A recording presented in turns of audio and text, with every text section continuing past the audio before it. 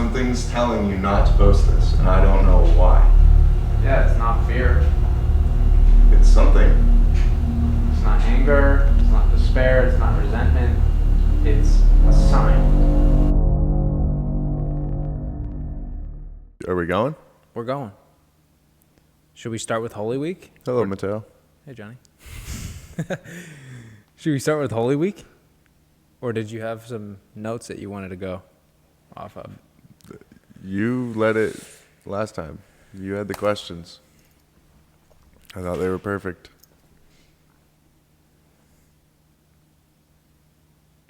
So you want to talk about Jesus flipping the tables? Yeah, but last time we warmed up with something and then we hit it hard. So you want to warm up? Yeah, let's warm up something. You got a What do you warm up wanna warm topic? up? I mean, we can talk about sacrifice, surrender. I think we should talk about how the game's already over. Okay. Game start, game stop. Gosh, it's so good. Like, dude, it's such a freaking Matrix when that is the name of the company that's doing the thing. Starting the game. Their name is GameStop. Wouldn't consider them as starting the game, though. But they're going to have a lot of influence. Okay. Because like I said earlier, all of those cult followers from GameStop that bought GameStop during, what's that movie called? Dumb Money? Yeah, Dumb Money. Half of them, probably more than half, were buying GameStop because of the idea of not letting the big guys win. Right. And that's exactly what Bitcoin is. Yeah. It's So just, all of the GameStop cult followers are now just going to get orange pilled oh, shit. if they weren't already. Yeah. Because if there's still an unknown amount of shares sold short that haven't closed positions, and GameStop is issuing debt to buy Bitcoin and issuing more debt to buy more Bitcoin, and Bitcoin's going parabolic, and we have this nation state FOMO, we have corporate adoption FOMO. GameStop is like an attack on the existing financial system. That's how I view GameStop. Yeah. It's because GameStop, the stores, no one buys hard CDs anymore. Yeah. For their games. Yeah. So why are they still a business? They sell controllers? Consoles, right? I don't know. I don't know if I don't even know what are they they sell. profitable? I didn't think so. But all of the, I don't know, hedge funds, it's like when a bunch of these institutions that, I don't know, it's like last time GameStop went parabolic, a bunch of the institutions were either going to fail or they stop GameStop trading. They halt the stock. And so, I don't know. In any scenario, it's like if we see this short squeeze in GameStop and Cohen gets to just dump ATM on all of these institutions that are needing shares and then piling that into Bitcoin, how many billions of Bitcoin can he accumulate doing that? I don't know. But also those institutions that are short GME, if they collapse, that's like an existential crisis to the entire system. Because like they're all basically connected to each other, owing each other money. And then it's like, if you don't want to collapse, you have to adopt Bitcoin. Yeah. If you want to not be, yeah, if you want to get on the lifeboat, Yeah. If you want to not sink with the entire ship, then Exactly. Bitcoin is the lifeboat. Exactly. Dude, so what? No, I'm serious. Like, how fast is this going to unfold? I don't know. I think that's the biggest question for every Bitcoiner and every person. You think it's going to happen really fast. Well, yeah, it looks like it's unraveling right now. I don't know how long it will take. I'm more a little bit longer term. Sailor supermaxing, raising as many billions as he possibly can to buy Bitcoin.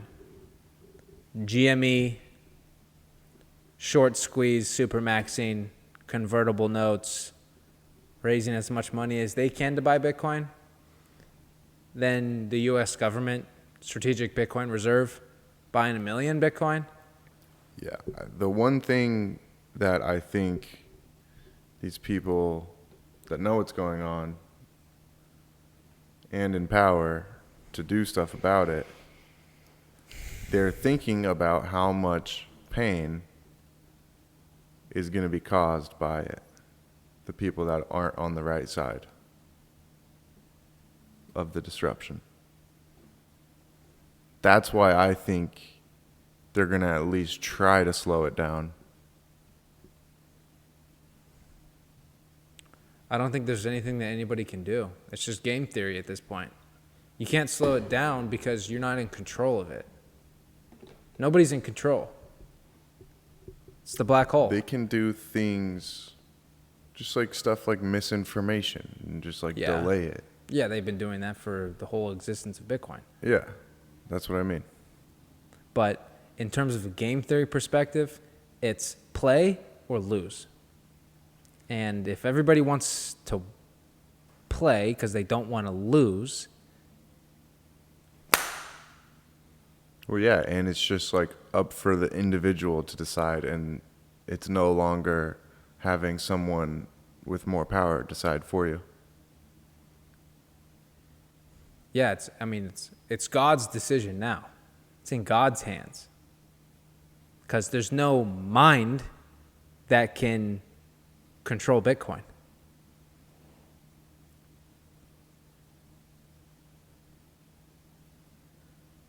But people just have the choice. Each person now has a choice. We've had the choice. There was no choice. We've had the choice, and now we're getting closer to the point where they don't have the choice again, where it's Bitcoin or perish. Well, that is the choice. Choice to perish? Yeah. That's what I mean. All right. I got a little bit spooked this morning because I'm going through this theory of death being a glitch in the Matrix. Because if you think about it, you right now are like, you're conscious. And so if you had any potentials of you in the past that died, that wouldn't be you because you're here now and you're conscious. So if you theoretically die, then you just no longer continue that potential. You continue the one where you still survive. Because that's where you're conscious. Okay. So us right now is the potential where we're still alive. And if we were to die, that just means that we're continuing a potential where we still live.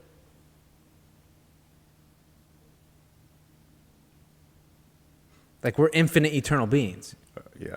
There's definitely things that you don't know of, that you're not thinking about. Like the fact that what is a present moment then?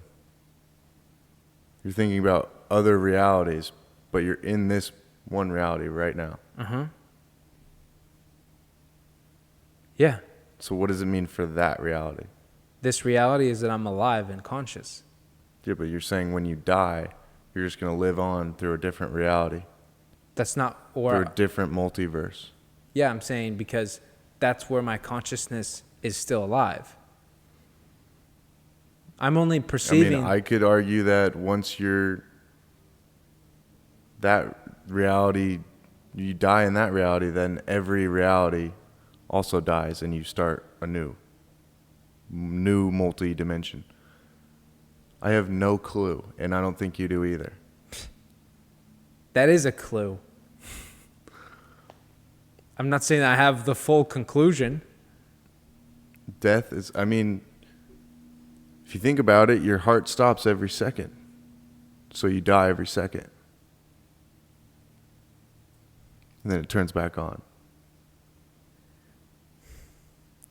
Okay, but if there's like a near-death experience, there's a potential where you actually did die, but your consciousness didn't continue in that one because you died. Your consciousness continued in the one where you survived. So because you're here now conscious, this is the path that you took to continue to survive. I just think, I believe in the multi-dimensions and multiple realities and multiple versions, but there's a reason that I'm here now. Mm-hmm. It's more like all of the multi-dimensions are focusing on this one point. Mm-hmm. The here and the now. So I don't need to think about any other self Well, that dies or stays alive. what I took away from it was not thinking about the other ones, was thinking more about this one and not fearing death. Because if I'm conscious and I'm an infinite eternal being, and if there was a potential where I did die, then my consciousness is going to continue in the potential that doesn't die. And so how would I be scared of death at that point if I know I don't die? Well, now you have to just define conscious. Define consciousness? Yeah. Because you're saying your consciousness will live on? Mm-hmm. So My soul. But I think the ego comes with it. I don't know. No answer. Me either. But the conclusion is no fear. Let's play. No fear because you know you're going to live on in another reality. I know I don't actually die. Well, I think everyone knows, in theology, I don't fear death either. you shouldn't fear death, but for me, I don't fear death because of that reason. Because you shouldn't? Because if we're infinite eternal beings, there's just no such thing as non-existence. Mm-hmm. If it's infinite. The word nothing means something. There's just no such thing as nothing. Yeah, non-existent doesn't exist. So it's more the question of, do you choose to spend eternity in heaven or spend eternity suffering? Are you on a path towards heaven or are you on a path towards suffering? I choose heaven. So yeah, I feel like I've already come to the conclusion that I won't die. And it's not because I thought that there's other dimensions where I do die and ones where I don't. They will all always exist. But this dimension that you're in right now, you didn't die. Because there is no such thing as death. It's a glitch. What do you mean glitch? Like, if there's no such thing as death. What is death to you? There's no such thing as dying and not, that's what I mean. There's no such thing as dying and not living. after that? It's like the Mandela effect, where some people remember him dying in prison, but he didn't die in prison. He went on to be president and died in like 2013.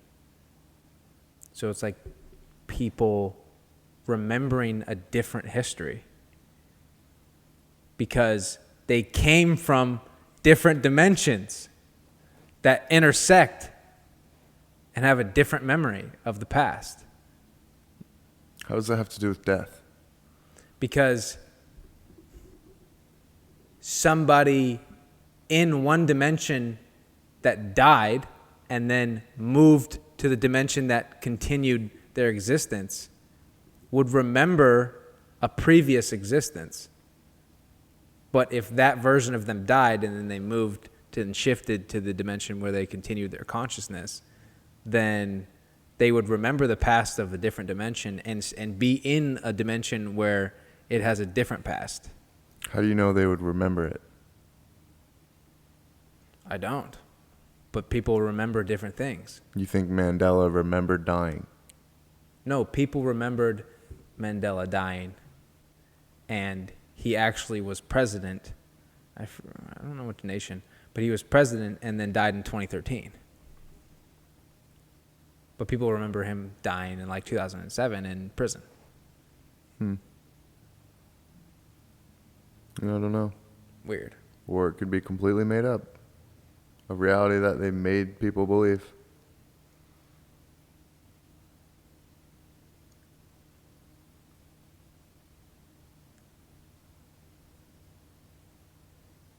History. Rewriting history. His story.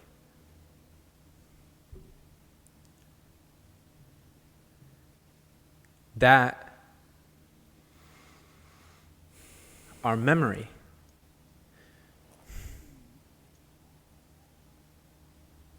that's the Ouroboros, where they keep programming the past, whatever it is, into our consciousness, and then we create that past in our present and for our future, and then we go in these loops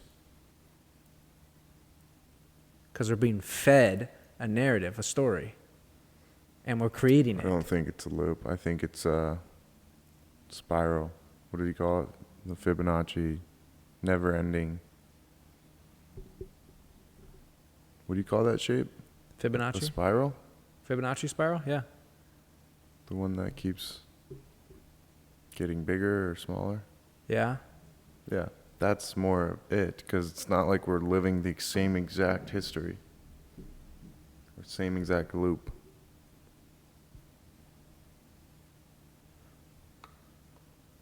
How do you know? Because of artifacts from history that we can date and see that how they live differently. Like Jesus coming back the second time is going to be different than the first time.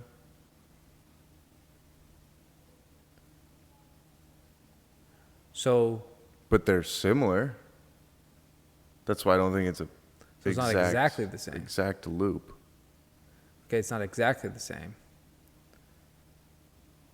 But it's also a narrative, a story that's playing out. And we're creating that.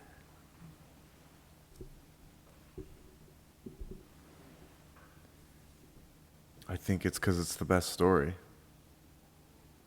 Well, we're all creating and playing different movies and different scripts, different stories. But it's when everybody's locked to their phone and they are told a specific story and then they just wander creating that same narrative going in a loop. Cell phone? Yeah, but eventually it will be broken. Cell phone like puts you in a cell. It's like a prison of just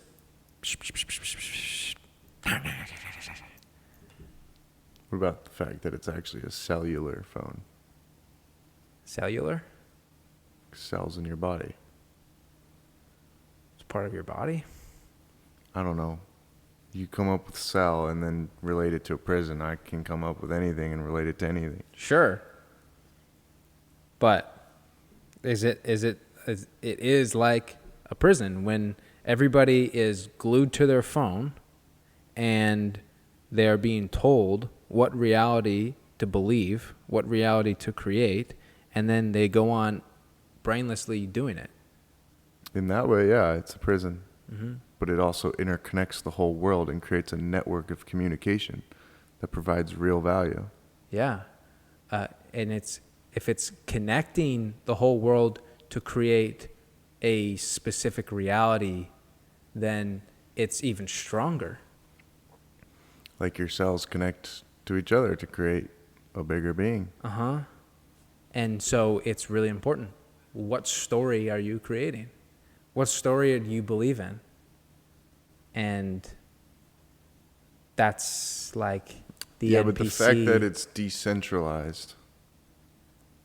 Now it is, because we have Bitcoin. But Zuckerberg? No, but just the signal is decentralized. You can call anyone from across the world. Oh. Which allows it to become more of a natural representation of what the collective consciousness is thinking. Yeah, except for when we have platforms like Meta and Fox News and CNN. Okay, so you're talking about media now. Yeah. I'm just talking about cellular phones. Being able to communicate. Right. And I'm more talking about the platforms that people are going to communicate on and where they're getting their information and where they're developing their story, what they're spending their attention on, and how that is then persisting a reality that somebody else, some illusion master, is telling people to create. And it's locking them, keeping them in a cell. And that's what an NPC is. And this is the Great Awakening, where people are like, wait a minute. What is this place? Yeah, but I think I don't like this. Why does everything suck? Why am I a slave? Why do I work for money that's worthless? What am I doing here? I think there's a balance. A balance between slavery and freedom? No. Between, like, I do use my phone for good. Oh, yeah. Because you're awake. Yeah. If you have the ability to go outside and go on your phone and use it for good, then you can't bash media and phones. Yeah, I mean, I'm not saying that we shouldn't have phones. But what I am saying is that people better guard their attention, or somebody else is going to use it to create a different reality, one that they don't prefer. And it's like, I asked my dad, please just don't watch the news for a week. See what happens. And he said he couldn't. Yeah, it's sad. If I could throw away my phone, I would. Actually, no, I wouldn't. It's noisy, though. Like, you got to declutter. Like, the only reason I wouldn't is because everyone else uses it to communicate. But it all comes back to the money. Because when the central bank has the ability to fund what supports their agenda and only fund that, and they have all the money, the monopoly on money, then they fund the media that says what they want them to say. They fund the education system that supports the indoctrination that they want to give. And the reason they fund them, for one, it can be they have the weapons. and the power. But two, it's just the ones below them want to get closer to the money printer. Yeah. So the incentives are not like, it's not only that they have all the money, but the incentives are for everybody to chase it from them, to get it from them. It just baffles me that like people don't see that. The fact that our money, which runs society,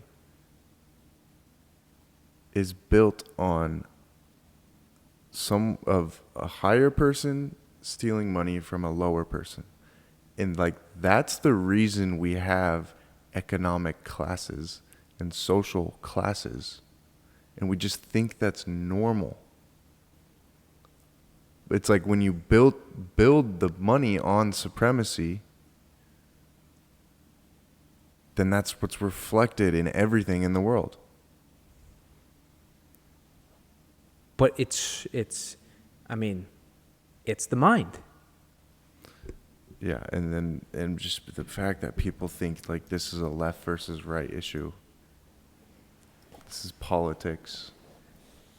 That is one of their systems of control, is that they create division and pin them against each other, where they're behind the scenes telling everybody what to say, creating more division, which is the opposite of being whole.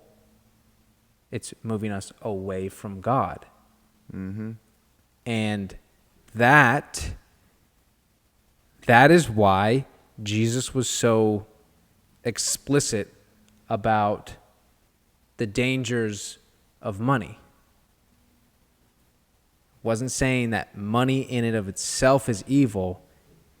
He was saying wicked money, like Saying making money more important than God is the problem. Yeah, and also warning, like money in the eyes of man is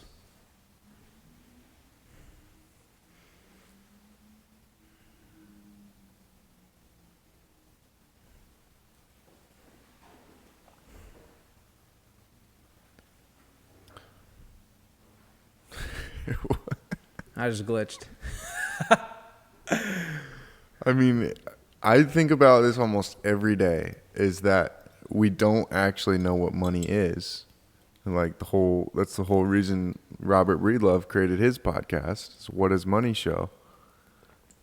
It's like when we really look at money, it's not just like almost anyone in the world, well, not anyone in the world, but most people would just say, oh yeah, what makes money is medium of exchange, unit of account, and store of value. When we're discovering that it's so much more than that, like it's a language. It's a tool that makes us whole, brings us closer to God. You're exchanging hard work and energy and time. You're harnessing it. When it's righteous. It's like money is one of the most powerful things on earth, and we're just distorting it. It's been distorted by wickedness, by man, by the mind. And Bitcoin is the monetary system that has like no mind, no single mind can influence it in a way that creates wickedness. It's just natural. It just is. It just bees. Be. So it's like surrendering. It's surrendering money to God, because now there's no longer man in control of money. No. Surrendering your money to the laws of nature, which is God. You can also look at it like that. Yeah, and that is our nature. Yes. So let's go through Holy Week in Mark. Because, and yeah. That's like what Buddha was saying. The mind is a beautiful servant, but a dangerous master. So this can be like a fractal of humanity, our species. When man's mind is in control, meaning that we have humans that control money and direct incentives and create and guide the currency, Yeah. then that is like the servant playing master versus surrendering the control to nature, to our nature, to God. Now the master gets to rule and the servant obeys the master. Yeah, but in the bigger scheme of things, that's not what's really going on. What do you mean? God is still in control. He knows exactly what's going on. Your soul knows Right. exactly what's going on. Your soul chose this. Yeah. It's surrendered. Okay. Yeah. It's all already surrendered to God on the higher level. Like, yeah, your soul is surrendered to God. That's why we're here. And that's why it's not our fault that we were born into sin. And that's why Jesus knows that. And that's why he wants us with him. As long as we let him. Let it. That's why he forgives us. It's like, it's not our fault. He sees the fact that our soul, he sees us as our soul. He doesn't see us as our ego. Mm-hmm. He sees our soul, and what's in our soul is this idea of surrender, surrendering to God. And if our soul is a representation of God, it's like God also surrendered himself to create everything. It's like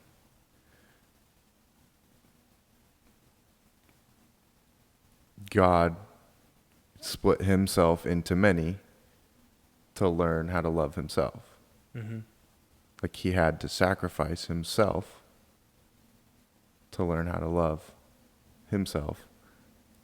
And now we have this perfect relationship where we're all growing together. It's like an infinite growing consciousness because of surrender and sacrifice. And I think Jesus was the consciousness of all of the divisions in one. Like he was the Father in the flesh. Do you think that that's who Jesus was? Was what? The He- Father in the flesh? I think the flesh is what makes him, is why we call him the Son. Just like we're all God's children. But do you think that Jesus was the oversoul? Like Jesus was all of the consciousness of the divisions in one? What do you mean in one? He had the consciousness of all of our consciousness. Yeah, like our highest self is Christ. Yes, because our highest self is the division of Christ, but was Jesus all of the divisions in one? Is that not the same thing I'm saying? Well, okay, if I am a division of the one in my unique signature frequency, was Jesus' unique signature frequency all of the divisions, all of the unique signature frequencies in one Yeah. and in the flesh? Yeah. That's what I think. And In the flesh? yeah, and he took on flesh. Like while he was walking on earth, was he like that? Yeah. Yeah. But he chose to limit himself. He knew that he didn't have to, but he chose to. Yeah, like he wasn't omnipotent, omnipresent. No, he And was. all-knowing? He was, but he chose not to be. I'm saying when he was on Earth. Yeah, he could have done a lot of things. I don't know. I don't know if he was. Why? Well, if he took on limitation, he had the consciousness of all souls, because he is the one. But he always had that consciousness. It's not like when he came down on earth he had it. But he still had, like, he still was born as a baby and had to grow and be 33. Like, that was his life and his mission and his purpose on earth. He still fulfilled that. But, like, he wasn't just flying everywhere when he was 13. Yeah, because he knew exactly what needed to happen. Yeah, I don't know. He could have gotten off that cross. But he chose to stay on the cross Yes. because that was the purpose for his life. And For everything, for all of our lives. He took it on for us. yeah, Like, if there was another way, he would have done it. yeah. But there was no other way. Or, I mean, So he knew- assuming that's the best way. I'm sure he could have come up with some other ways. No, that's what I'm saying. He knew exactly what Right. had to happen. Right. Because he was one with God, and God was guiding him to do exactly what he needed to do, and he was 100% obedient to it.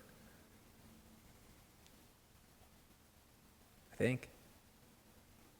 And so, if Jesus is the representation of all of our consciousness, and he storms into the temple and flips the tables,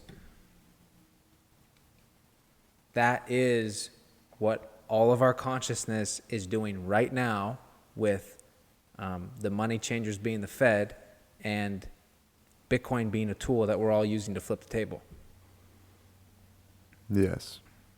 So There's a definite reflection because Christ is within us, and we are all.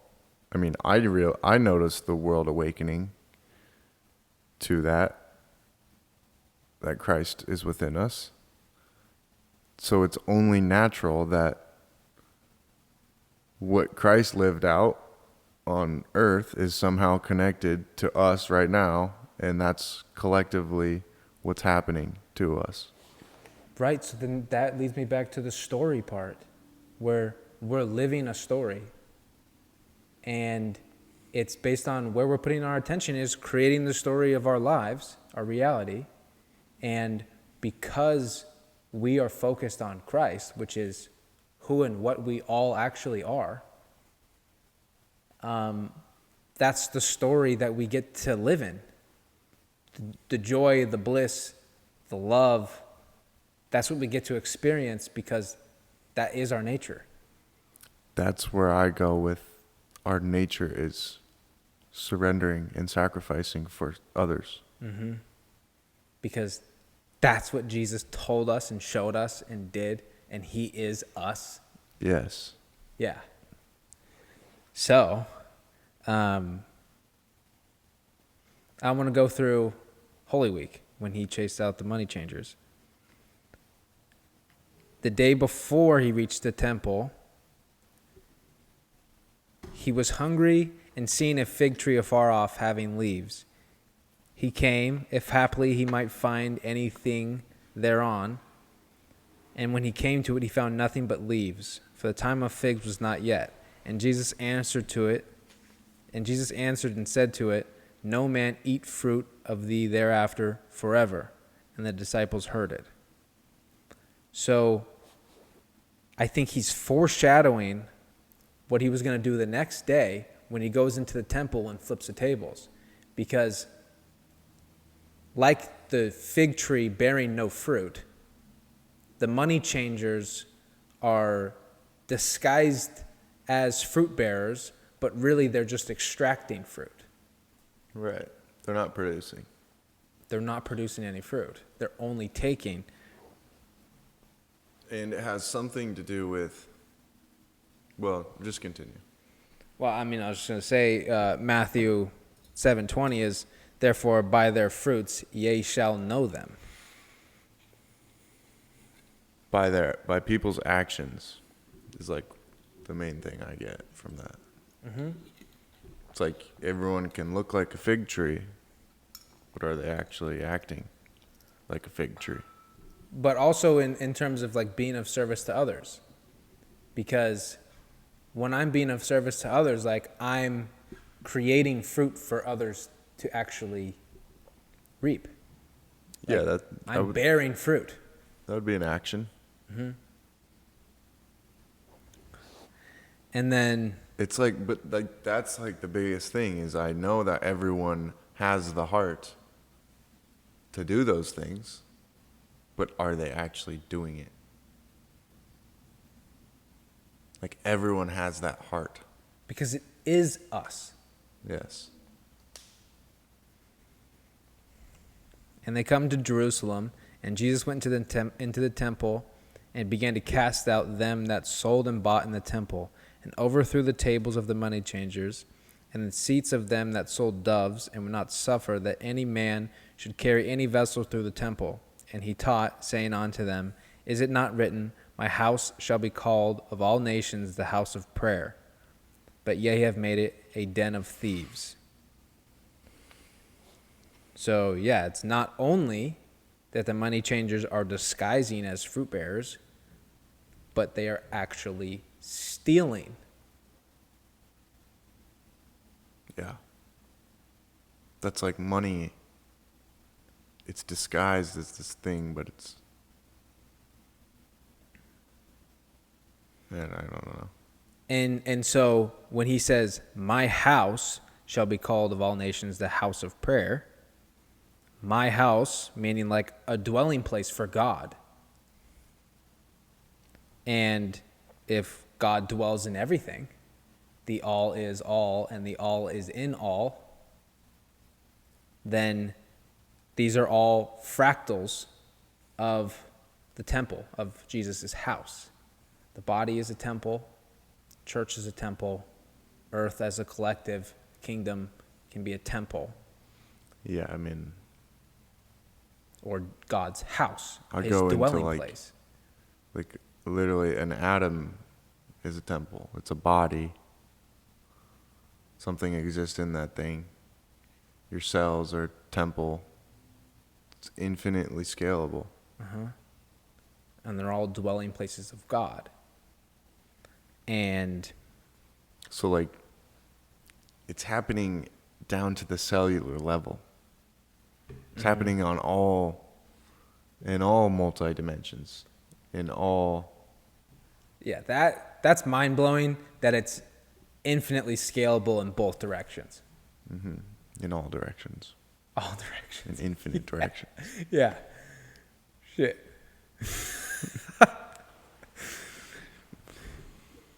But that's why I think this is like a focal point that we're in. Like when physical meets spiritual, they're in a perfect relationship. Like, yes, it started with spirit, the father, but it created the mother, the physical, or like I said, it cut himself in half in order to experience itself. Mm-hmm. And we're both dust and breath. So it's like the fact that we live in this physical and spiritual realm, to me, means there is some sort of focal point that all realities are pointing to, and that would be like the present moment.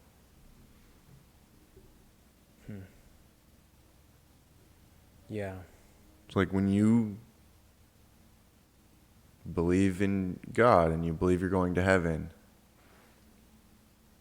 and you believe that Jesus died for you, then you are changing all realities. All versions of you are going to heaven. That's why it's like eternity. This is my thoughts. And then any second you can change, and then you're on a path towards suffering. Because you're denying love. Denying God. Yeah. And when Jesus is saying, my house is the house of prayer,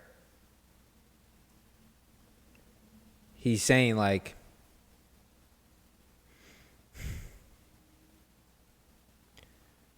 it's for moving and growing closer to God, increasing the capacity to love. And when he's chasing out the money, it's because money is getting in between man and God. And anything that's getting in between and creating the division and creating, well, I don't know if I could say that. I don't know if, because chaos creates order. So it's not just chaos. It's not just, is it just creating, well, hold on. Because I love this topic. Because is it just an intentional creation of chaos so that we can create order? Or is it different? That's what I used to think, but it's more like free will. It's more like freedom and not chaos. But if it's an Ouroboros, I don't think it's an Ouroboros. Okay, but if you look back in the history of money, right? The world reserve currency status. I don't think that, I think it's all part of the story of us growing. I don't think it's a loop that we're stuck in. Yeah, I'm not saying that we're stuck. Even the fiat money. I'm not saying that we're stuck, but that we've repeated the cycle. I don't think we are. You don't, well then, if I think it's similar. Okay, but if we've never had a decentralized money that is secure and scalable, then there's always been mind controlling and manipulating money instead of God. And for the first time, we have Bitcoin. We now have a money that is surrendered to God. Yeah, but there will be something better than Bitcoin. Yeah, no money. Yeah. So we're moving stages here. We're not stuck in a loop. But how long have we been in this fiat conundrum? I don't know. Because if we didn't have Bitcoin, then fiat would collapse again, and we would run the same system over and over and over until we got Bitcoin. I don't think it's more. Because it's man. Bitcoin is a reflection, is an effect of man waking up. It's not we're waking up because of Bitcoin. That's my opinion. Okay, yes. I think because of our awakening, we're reflecting in our reality we're resonating with a reality that's more awake, and in that reality, Bitcoin exists. I think that happened first, but Bitcoin is also a tool that allows us to continue awakening. Yes. Money, not Bitcoin. Well, fiat didn't wake me up. It's because that's my point. It's fiat's not real money. Right. Gold didn't wake me up. It's closer. It but is. Not real. Like don't even. Gold is real. I'm saying it's not what we think of money. Because we have perfect money. Or it's not what money really is. Yeah, but it was money for thousands of years. Yeah, so you're talking about the unit of exchange or unit of account, medium of exchange, and store of value type money. I'm talking about the money that we don't even know that is so powerful in terms of a network of communicating value and bringing us closer to God. Those Yeah. are the two things I like do know about what money really is. Yeah. We've just put this limit on what money is. Right. So it's more like we're discovering money Yeah. and not creating a new money. Yeah. So that's interesting. What were you talking about though? Before that? Why did I just I don't know. talk about We that? just went on a tangent, but we're going through Holy Week. No. The It was just fractals. you were explaining something and then I heard you say we're stuck in a loop and I didn't Oh, like yeah. that. Or Burrows. It's a snake eating its own tail. I'm saying Bitcoin breaks the cycle. Yeah. I mean, the cycle of a couple thousand years I don't of know. bad money. I don't know. But not like the big cycle. If there's infinite fractals. I don't know. Like, what even is time? Let's not even go there. So then the next day, and the morning after, as they passed and they saw the fig tree dried up from the roots, and Peter calling to remembrance saith unto him, Master, behold, the fig tree which thou cursest is withered away. And Jesus answered, saith unto them, Have faith in God, for verily I say unto you, whosoever shall say unto this mountain, Be thou removed, and be thou cast into the sea, and shall not doubt in his heart, but shall believe that those things he saith shall come to pass, he shall have whatsoever he saith. Therefore I say unto you, what things soever ye desire, when ye pray, believe that ye receive them, and ye shall have them. It's Mark 11:20-24. So, all right. So this is after he flipped the tables? Yeah, this is so they saw the fig tree, it gave no fruit. Jesus cursed it. He went to the temple, flipped the tables. But Mark doesn't talk about flipping the tables? No, he does. You didn't say that. Did you? Yeah, it did. Oh. We're now, that was Monday, and now we're Tuesday. The morning after, they're walking by the fig tree, and it withered away. And Jesus is saying, Therefore I say unto you, what things soever ye desire, when ye pray, believe that ye receive them, and ye shall have them. So we are a reflection of Christ. We are divisions of the same consciousness. It's a mosquito.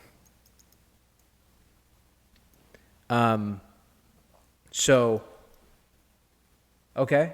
No, I believe. I desire that the Federal Reserve be abolished. I pray that the Federal Reserve be abolished. I believe that the Federal Reserve is being abolished. And it shall come to pass. And the more people that believe, the more people that pray, the more people that have that conclusion in mind, when we're literally perceiving something in the way of us and God. And Jesus made it clear, if there's something in between us and God, I'm flipping that table. There's nothing that's going to put a barrier between me and God. So the more people that come to the conclusion and the realization that fiat money is, in fact, in between us and God, and as the more people actually believe that and know that, and then adopt the alternative solution, which is the surrender of money to God. Yeah, they can opt out. It's not even like they have to adopt. They have the choice now to opt out. And when more people in the collective consciousness are resonating on that same reality, we can move mountains. Yeah. That's literally what's unfolding.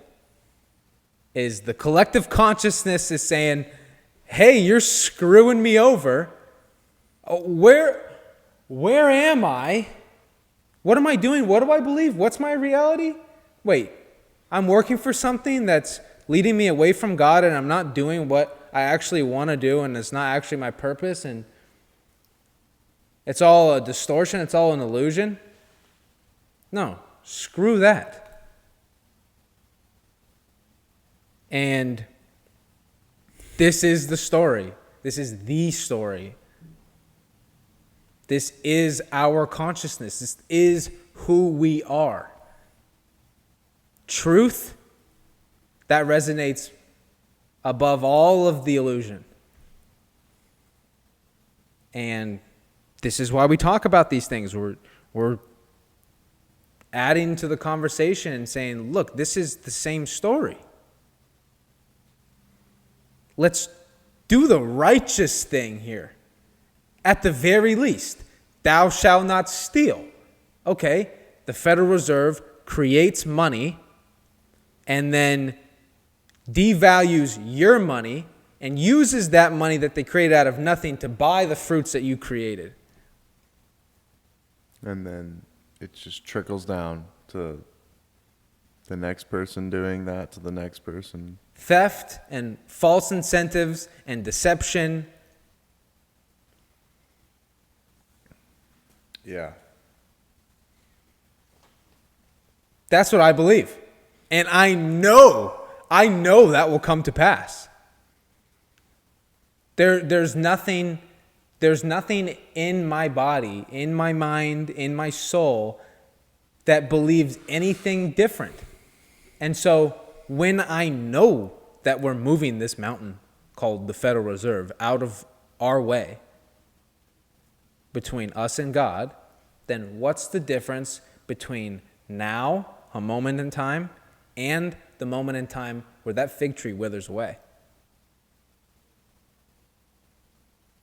What? I mean, in Jesus' story, it's a day. Right? What's a day? What's Monday to Tuesday? So it's Wednesday today. I mean, you keep asking that question, but nobody actually knows. Yeah, nobody actually knows. It's a belief. It's a collective belief. Yeah, but it also starts with the individual. And the more individuals that are collectively believing the same thing. You've confined yourself, your soul has limited yourself to live with all these people on this earth. Mm-hmm. So while you can influence the collective, and you are, that's probably what time is waiting for others to also adopt it. Okay, because... And encouraging them because to do it. I'm simultaneously living in my world while I'm living in the co-created world with everybody. So I can help build and influence others within the co-created reality of those that can perceive me and from my world. Yes. But that doesn't necessarily... It's like nobody else is in my world. I'm still in my world. Yeah, and are you not on a Bitcoin standard? I am. And if I have these types of beliefs and I'm meditating on them and I'm praying on them and I believe them and I have no doubt, am I just going to shift? Am I shifting to the dimension? Time is only the separation of moments. Am I shifting to the dimension where that Federal Reserve is literally abolished in a week, in a day, in a year, whatever? No, whatever your soul believes is the right timing. Now, Whatever God believes. Obviously, it's not now. Jesus flipped the table. That one moment, the table's there. One moment, it's not. Okay. I think that's not like flip the table then. Right? Because But there's obviously factors that you're not thinking of that isn't allowing that to just happen. doubt, limiting beliefs. You tell me. Because It's so you're just talking about if you're talking about the table's already flipped in your life. So you're talking about the collective. So then you have to because I still perceive the Federal Reserve that's indoctrinating everybody else. Okay. Not everybody else, but a large percentage of the population. Like, we still go to the grocery store and pay in dollars. Yeah. What you're saying is, can I believe so hard that the whole world adopts Bitcoin standard? My world. That I shift to that world. If the infinite potentials exist, then based on the beliefs, But that's what I'm saying. You're talking about a world. a co-created world. Yeah. So then you have to bring in the factors that come with a co-created world, a collective. You're saying you can change the whole world by shifting your belief. Yeah. But you're talking about a world. Yeah, that I'm perceiving. So if it's just you in your world, then yes, you can definitely shift that. But the fact that you have chosen to live in a collective world, you have to bring in those factors Of others. of others also adopting that mindset, Yes. those beliefs. And that's So why. no, I don't think you can change the reality of everyone if that's who you're talking about. I'm saying there's a potential reality, co-created reality, that already exists where the world is operating on a Bitcoin standard. And I'm saying that if I vibrate at the same frequency that is that world, what is the difference between this moment in time and the moment in time when I'm now vibrating with that world? Well, then you have to answer the questions, or what are time? Why did your soul choose to limit itself to time and energy and physical space? Why did it choose to come to earth? Why did God choose this for you? Like these types of questions. If Okay. you were a soul, if you were completely 100% spirit right now, then I'm 100% sure there is no time in between. You could shift to that right now. Mm-hmm. But the fact that you are living within time and space and a physical world Mm-hmm. that you chose to, Mm-hmm. then there is going to be time. I'm not saying that there's not time. But That's I'm what saying, you are asking. No, I'm saying that time is not a limitation. No. It's the template of our reality, and we have the power to manipulate it. Your soul / God, your soul and God aren't going to let you ascend faster than you want to or need to. That's not ascending. That's That's not. The world on a Bitcoin standard closer to God isn't ascending. all right. No, yeah, that would be a higher, that would be a greater reflection of heaven, but we're still on earth. Yeah. I think it would be a different earth. A new heaven and a new earth. But okay, I don't know. It was like we can get into the fact that we're in the singularity and in the 0 point, and we can go in any direction from here. But that's probably a little too deep.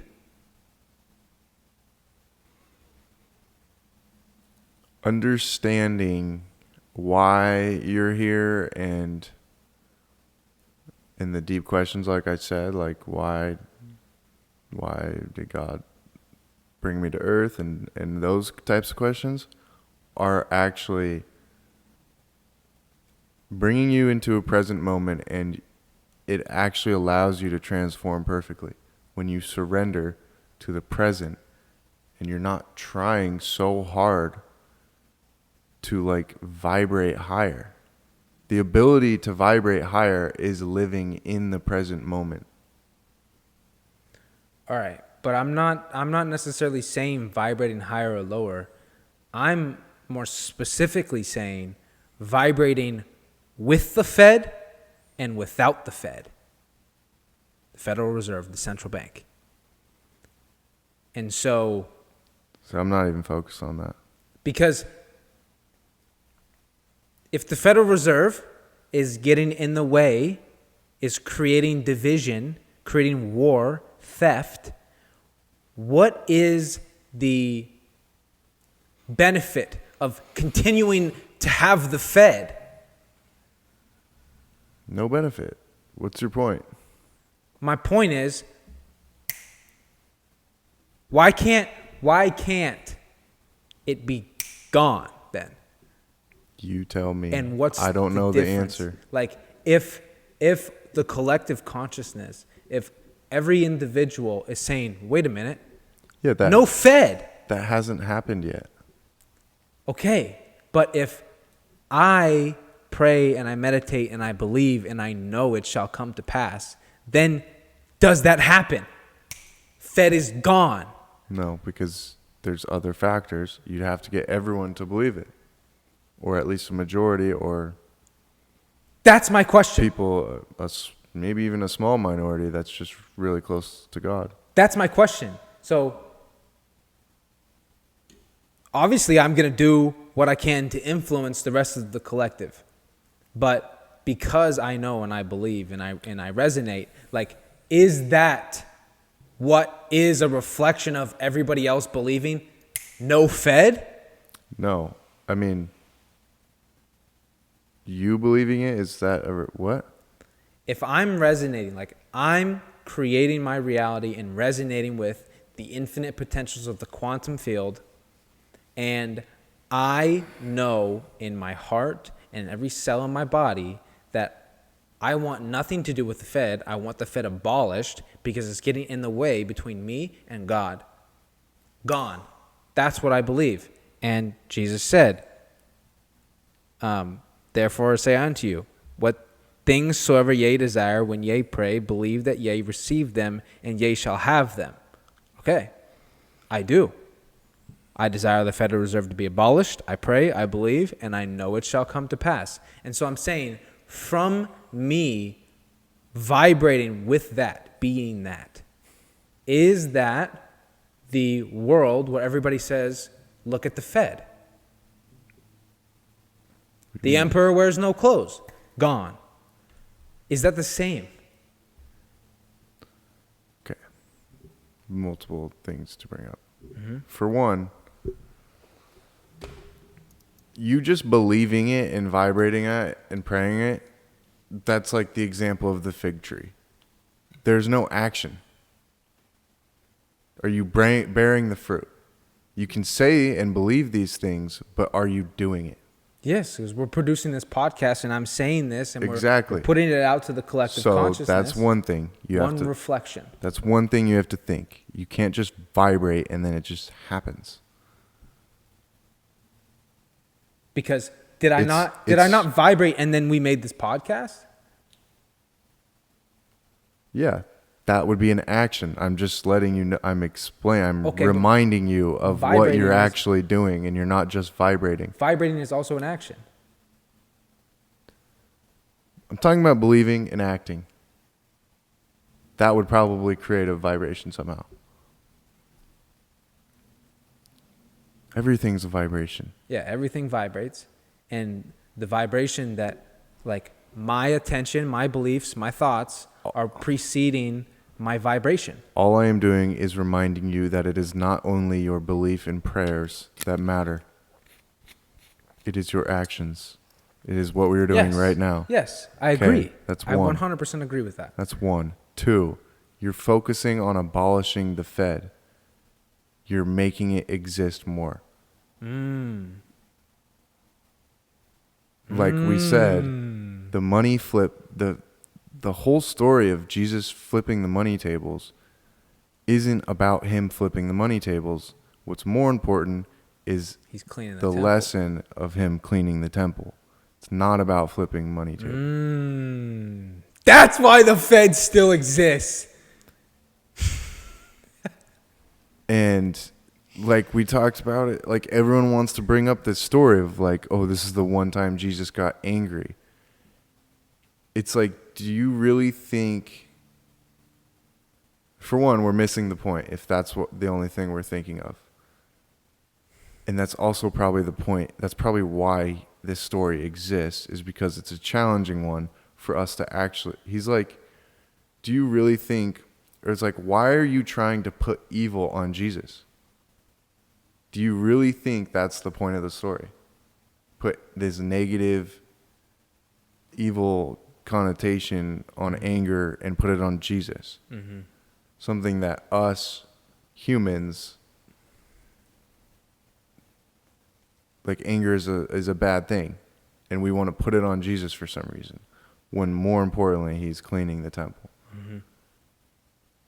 And so instead of focusing on abolishing the Fed, we focus on building the new, which is Bitcoin. Is that what you're praying right now? Yeah.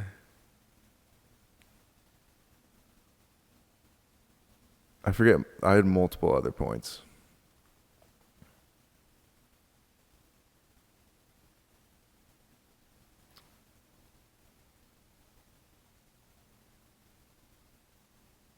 We did it. It's more like transforming the Fed.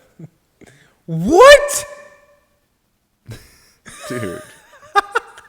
What? No, bro. I'm not. There was one more Then piece. focus on abolishing the Fed, and you're only keeping it alive. No. My focus is going to be on building the new, but not fixing the old. I didn't say fix. What was your? I said transform. Transform. Okay. Right. Okay. I think. Transform into not a Fed. Yeah. Okay. I think transform triggered me because I thought that maybe it meant, working with the Fed instead of building the new, but transforming the Fed into the new where the Fed doesn't exist. that I can do that. Yeah, I mean, that's just not even like a real thing where, because we know how people react to money, they're not, if they see a better option, they're not going to like work with the older option, Right. Like, they're just going to switch. Yeah. There's not really a... Yeah. And when it's a clear choice. That's the whole gradually, then suddenly. When it's the clear choice. Hey, let's use this one where they steal my money and they create war and they're a bunch of deception and evil and moving us away from God.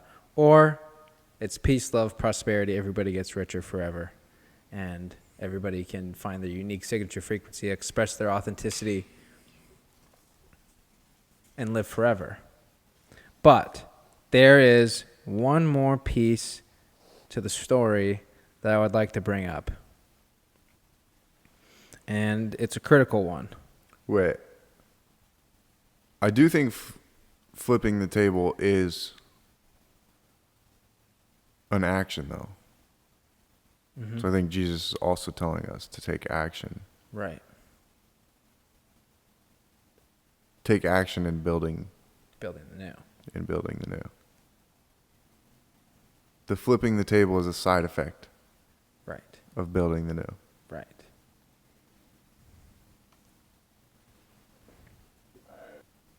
This is the last part I want to bring up about just Mark 11. And when ye stand praying, forgive, if ye have aught against any, that your Father also which is in heaven may forgive you your trespasses. Yes. But if ye do not forgive, neither will your Father which is in heaven forgive your trespasses. And yes, that's why it's so important not to just focus on the Fed and the theft. And it's not only good for you to think like that, but now you're influencing others and making it harder for them to forgive. Like, we have to forgive the Fed. Mm-hmm. Have to love them. Have to give them grace. I mean, for me, because God says, and that's what's true, also, it's just the fact that everything happens for a reason. Without the fiat system, Bitcoin might have never came out of it. Mm-hmm. So it's like anything that's bad, there's good that comes out of it. Good wouldn't exist without evil, and God created both. And we have the knowledge of both. He gave us the knowledge. Mm-hmm. So really, the most important thing is doing what's good. Because if there's one truth that you have, that's inside of you, and you know, it's that you have the knowledge of good and evil. Whatever knowledge could be completely false that you think you have. But you do have the knowledge of good versus evil. We have a heart and a mind. It's your nature. It's your nature. People know what's good and what is evil. Mm-hmm. And it's your choice.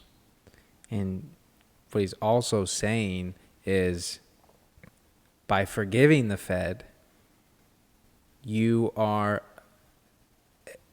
effectively forgiving yourself. Because if you're withholding forgiveness from the Fed, and like we're on this new Bitcoin system and we're still just like, screw you, stupid Fed. And like the people that used to run the Fed are like sitting there impoverished. Mm-hmm. That's not the point of Bitcoin or God. And that's not loving your enemies. And he's also saying that, look, you're not perfect either. So by withholding forgiveness from them, you're withholding forgiveness from yourself. And the Father is going to forgive your trespasses, and that's why you should forgive their trespasses, because it's like the same. All sins are the same in the eyes of God, no matter how bad. Fed was pretty bad, though. The same to God, though. Yeah. So you lying is the same sin as the Fed creating theft for thousands of years, however long. At least the Fed was more than 100 years now. But so that's what we're doing. We're moving to a world on a Bitcoin standard of peace, love, prosperity, joy, bliss, authenticity, gratitude, high frequency vibrations. It sounds like the new earth, the new heaven, and the new earth. And to get there, part of what we must do is forgive those.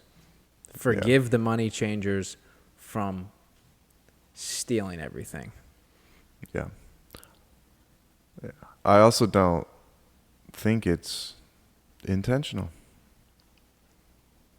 Like, it's more the fact that we're in a world of sin, and that's what caused the Fed to happen in this power game. And That's what allowed it.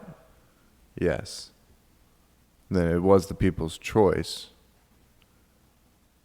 But it's more sin that's the influence. Like, I can look at somebody, and you can always look at someone and see the good in them that you see in you. Mm-hmm. No matter how evil of a thing they did. It's more sin that's the problem. Yeah, but if it's still free will. So they exercise their free will to choose sin. I'm not withholding forgiveness. I'm not gonna say bad things to them or be angry, but if they're stealing, like there's no, it's not, I mean, there's definitely people that are innocent within the fiat monetary system. Okay, we're not like saying that you can't be a capitalist, and if you have money that you shouldn't because it's fiat money, and that all of the fruits that you created for others and your service to others is worth nothing because it's fiat. We're not saying that. But at the end of the day, when a central authority like cooperates into putting together a system that effectively steals money, like this was not an accident. It was premeditated. Yeah, but what's before the fiat system? All I'm saying is that there's a bigger power influencing Right. whoever you're thinking of. Mm-hmm. That made me think of something. Yes. Wait. What was the? Remember what we looked at yesterday, the other day, the eye through the needles, the camel. Yes. Do you remember which passage that was? 15? I don't remember. I mean, I can find it. I think it's in multiple books. Oh yeah, I wanted the one from Mark. They're the exact same. No, they're not. They're almost word for word. Almost.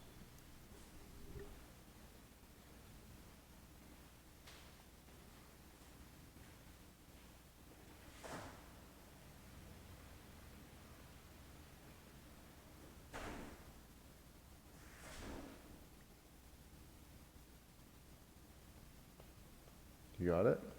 Still looking. I mean, I have the Matthew one. I say to you, it is easier for a camel to go through the eye of a needle than for a rich man to enter the kingdom of God.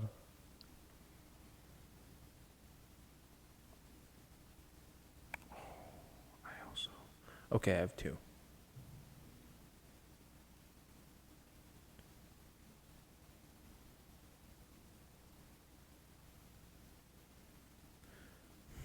Can you find where it is in Mark?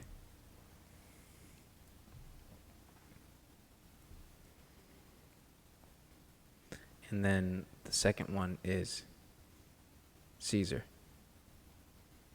Mark 10:25. How did I miss that? It is easier for a camel to go through the eye of a needle than for a rich man to enter the kingdom of God. Okay. It's the same. No, it's not. Really? Okay. And Jesus looked around them and saith unto his disciples. It's literally word for word the same. Okay, but it's a different one. How hardly shall they that have riches enter into the kingdom of God? And the disciples were astonished at his word. But Jesus answereth again and saith unto them, Children, how hardly is it for them that trust in riches to enter into the kingdom of God? It is easier for a camel to go through the eye of a needle than for a rich man to enter into the kingdom of God. That was the differentiation, was harder for them The to context. trust in riches to enter the kingdom of God. The trust word. Because that's the difference between just being rich and just like having wealth and still having all of your faith in God and none of your faith in your wealth, and you don't need any of your wealth. You'll give it to the poor or whatever. You just have it because. Or versus thinking your riches is what gets you to the kingdom of God. Right. And so yeah, we're not saying that if you're rich, you're going to hell. Like, if you're rich, it's actually a reflection of you embodying your signature frequency and you serving others to the best of your ability, because that's how you acquire riches, is serving others and others compensating you for that service. That's what a righteous monetary system does.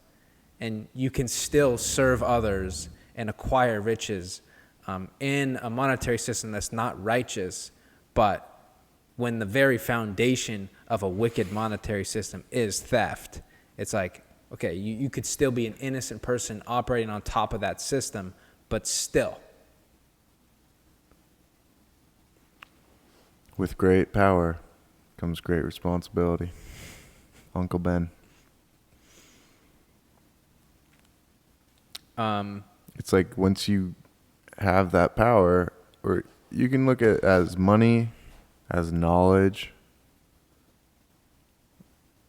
so many things that can give you power. It's just, what are you going to do with it?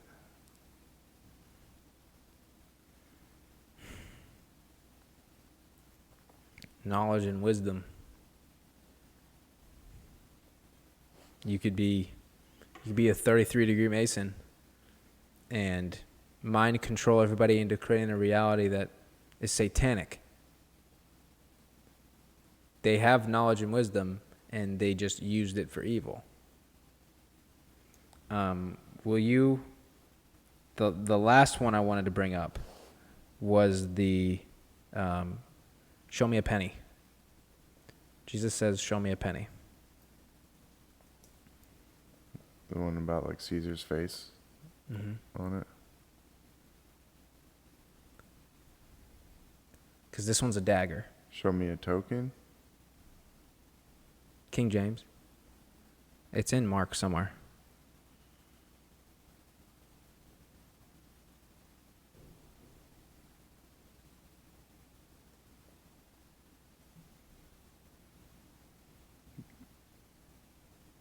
Whose image and inscription is this?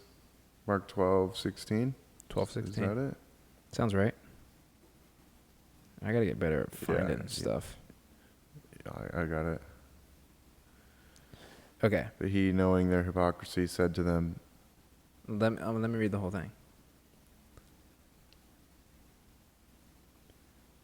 this is about paying taxes.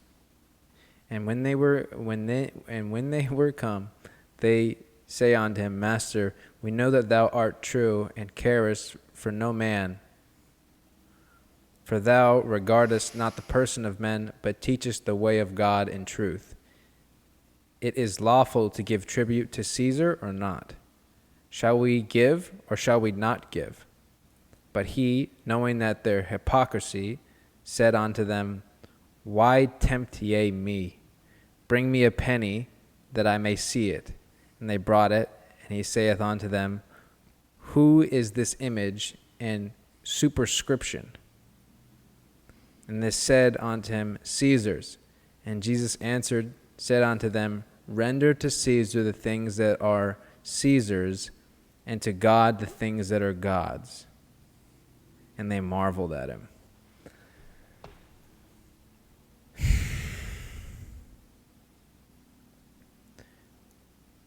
So, He's basically, I mean, what I get from this is, if you're choosing fiat system, then you are choosing to get stolen from.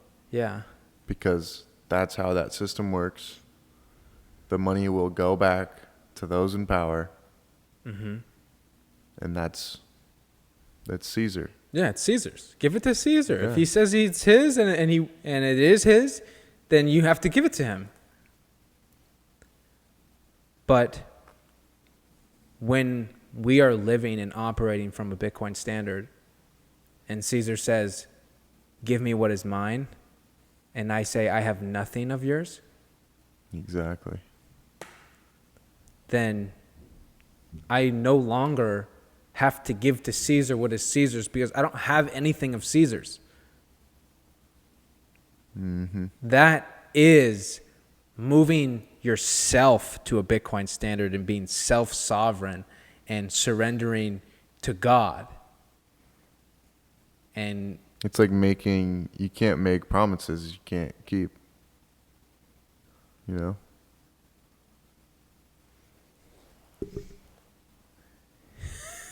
but I mean, I still went to college and I have some student loan debt. I'll give you that, Caesar. I'll sell some of my Bitcoin and give Caesar the student loan debt that I borrowed. Yeah, because that's Because the that's system. Caesar's. That was the deal that we made when I That borrowed was it. the deal. But when I do that, I'm going to be paying Caesar cents on the dollar.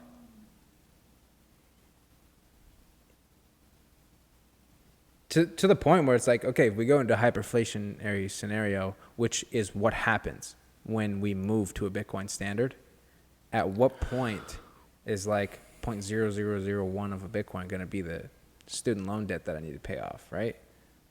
If it's a suddenly type moment, if it's Fed exists, Fed doesn't exist. Well, yeah, because I'm also thinking about, like, because what they're saying you owe them is actually more than what you actually owe them. No, it's less. What you owe them? Because if I borrowed when I went to school in 2020 to 2022, if I borrowed money then, the money that I'm paying back is going to be way less. Oh, yeah. Because it's the nominal same number of dollars, but the value of the dollar is going down exponentially. Right. So it's going to be pretty easy to peel off some Bitcoin to pay back. But if it's Caesar's, here you go, Caesar. I'm just like thinking, how do you actually figure out the real time and energy that Oh, everyone owes each other? you can't, because Yeah. we don't even know what anything is worth from a fiat unit of account perspective. It's all a distortion. There is no true signal within all of the noise. It's an illusion. Yep. Take your illusions, Mr. Caesar. Bitcoin being like a stepping stone or a transition, this shift into moving closer to God. It's like, what does that really mean? Because, yeah, we have different money, but people are still going to work. People are still going to provide value just in a different incentive structure. But what does that look like? It's becoming whole. Like you're really connecting. You're like picking up the broken networks and fixing them. Yeah. And So like, that it's like one, collective conscious yeah. where we all understand each other. And we are of service to one another, but when like I'm just speaking from like my personal experience and journey moving myself to a Bitcoin standard and how that literally caused me to look in and say, who am I? What's my purpose? What am I doing? How can I serve others? It gave me the time. I had my time and energy. It was mine to give, where it's not like I was slave to a 9-to-5. So it gave me that. That's one perspective. But also, It's so much. No one really knows. it's the singularity. Like you could think of it like we are going to evolve. Like our brains, like scientifically, our brains will evolve. Like we'll have a greater capacity to use our brain. Increased capacity of how we use our brain. Unraveling of our DNA. Yeah. And yeah, it's all because of the side effects of your spirit, of becoming more spirit, I would say. Or the side effects of becoming fully human. Of yeah, of completely understanding the relationship between spirit and human. And what it means to be fully human. Because I think everything though comes with being fully human. Everything that we've experienced. human experience. But like we're spiritual beings having a human experience. Like, will there still be evil? On Bitcoin standard, Yes. a lot less. But yeah, Is that true, or is it going to take form in some other way? Is it going to be like it rains asteroids or something, and that's what evil is now? Or I don't know. true. But I mean, there will be wicked people trying to do wicked things. No, Probably. I actually don't believe that, because Really? I do think there will be less evil. Because it's Sure. just like the whole world choosing to swing on the good side of the pendulum. Uh-huh. Like right now, we're caught in between this evil and good. But it's like, I mean, God tells us in the Bible, Jesus will be king on the new earth. Mm-hmm. And it will be a good. The food you've tasted will taste like nothing you've ever thought of. Yeah. And we're literally seeing a reflection of that take place as well. Like it's the money, but we're seeing the healthcare system get turned over. We're seeing But it's almost like it's our perception of food that makes it taste good. It's not like there's going to be better food. We're just going to appreciate food more. well, it's probably both, right? Probably, Yeah. but Because when a fiat system could incentivize somebody to do a job that they hate, why would anybody do that? Why would somebody be convinced to persist a reality that they don't prefer? And so, well, that's where I was going with it's sin. That's the problem. yeah, that was a product of sin. That's a product of the Matrix, the program that told you go to school, get in debt, get a job, buy a mortgage. Yeah, I just don't think it's so intentional. Yeah, whether it's intentional or not, It's it's a like product of it. it's like when we move to a world on a Bitcoin standard and people now have dominion over how they spend their own time, and they look in and they say, okay, what do I actually want to do? And that direction of their own resources and their attention and honing their craft and doing something that they love, bringing their gifts to the world, and those gifts being of service to others, when the entire world, every individual is fully embodying their authenticity and bringing their gifts and serving others in that manner, that's heaven on earth.